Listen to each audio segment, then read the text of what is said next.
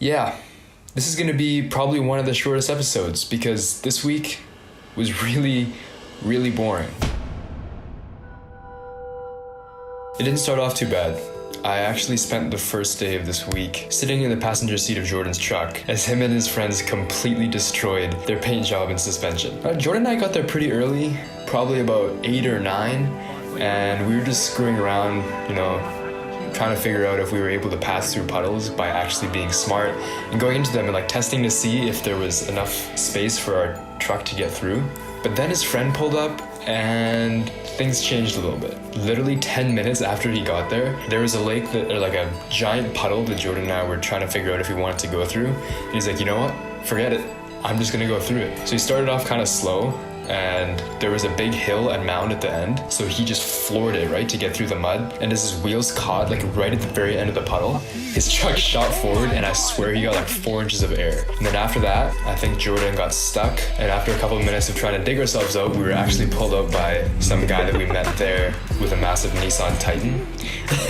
And then we got to the absolute best part of that morning. The guy in the Titan decided to take us with him all the way through the course down at Rainbow Road and back. And on the way back, he took us through a little bit of a different route. But you have to keep in mind that his truck and Jordan's friend's truck had 4-wheel drive. But Jordan, being the cheap guy that he is, bought a rear-wheel drive Mazda with him that had mud tires, but definitely was not suited for the kind of off-roading we were doing. So we came around this bend and we're driving through the water, and you just see the Titan go straight up a hill that's covered in mud, and Jordan's friend follows after him pretty easily. And when it was Jordan's turn, he decided that he would try and make it up the hill instead of backing out. And as he was flooring it up the hill, his engine stalled out. So he slid back down the hill with no active engine and somehow managed to turn it back on when he got to the bottom. And I think I'm gonna leave the rest of the story to the audio from the actual video. Going around. No, you can do it, you're good, you're good. Back up.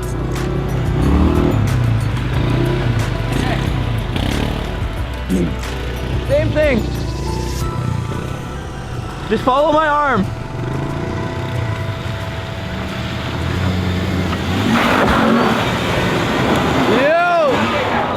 Okay. Back up. You'd have to do it again. Oh, you can't. Your truck's more. I made it a 2-wheel drive Frontier with summer tires. Okay, straight back, straighten the wheel. Straight back, slow.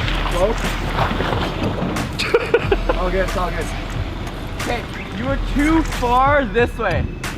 So keep backing up. I don't want to go around. One more time, you got this. Okay. Hold up. Okay. Straight.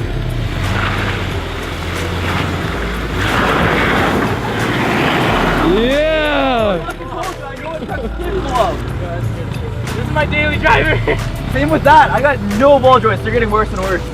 Other than that, I've literally been sitting at home in this exact chair studying for the insane amount of exams that I have, because we're just kind of winding down or winding up for the Christmas break that we have 2 weeks now?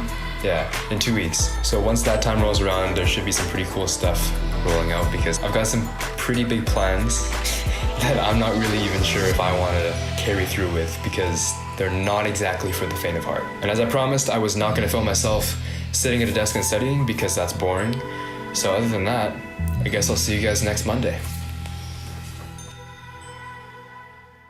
Alright, so the guy that just pulled Jordan out has offered to take us through the whole course because he's got a massive truck. It's like a Titan. You can see it right now. Yeah, look at that thing. Actually, it's too overexposed, but we'll see how Jordan's little beater fares, hey?